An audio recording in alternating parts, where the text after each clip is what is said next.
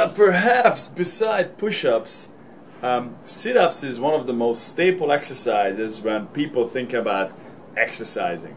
Now the reason for that, I believe, simply because it feels quite much like a primordial thing that the human being should be able to get up from the ground without any problem. So, and that's basically what the a sit-up is. So I'm going to just go over a couple of key elements about sit-ups. Now, it's a very big misunderstanding. It's only an abdominal exercise. It's really not. It's a hip flexor exercise. So the hip flexors really have a major part in this movement. So, and the reason you need to understand that, because every time you hook your foot under something while you're doing sit-ups, you're overemphasizing the hip flexion element, and your hip flexor is going to be super tight if you keep doing that. So it's a better idea to leave your legs loose, so there's a much more balanced flexor chain rhythm that's going on, which is basically your neck flexors, your upper, lower abdominals, your hip flexors. These muscles need to fire up in a certain sequence, and if you do a sit-up, essentially you promote that. Now the reason it's not the best idea to rely on fully with sit-ups as your flexor chain conditioning, because it's limited, simply because it is flat. The ground is flat, and the most ideal conditioning for the abdominals muscles, it's actually called minus 15 degrees of trunk extension. So if you use a flat surface, there's no way for you to do this perfectly already.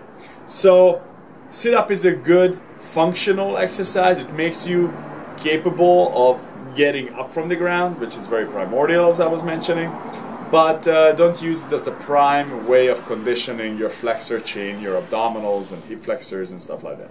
So, needless to say, keeping your legs straight or bent, it's not that big of a deal. So keep it bent a little bit more. You rely a tiny bit more on the abdominals.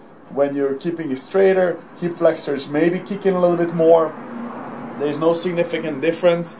When someone doesn't have a strong abdominal that can stabilize their lower back, when you straighten your leg, it pulls your lower back up in an arch, unless your deep abdominal wall is strong enough to stabilize your spine. So if you're not very well conditioned or you're not very strong, it's a good idea to keep your knees slightly bent like this, and later on, eventually, once you can stabilize your spine, you can just keep straight legs. So the best idea to start with your palms facing upward, keep your tongue on the roof of your mouth, sitting up like this. Yes, so it's pretty straightforward. Further you move your arms, for example, across your chest, more complicated it gets. Or if you put it right beside your head, again it gets more complicated. So the only thing to remember, to keep your tongue on the roof of your mouth, so your neck musculature the infra and suprahyoid muscles in your neck can properly anchor themselves against the tongue. So, and that's where they originate from. Those muscles pull from there. So that's the sit-up.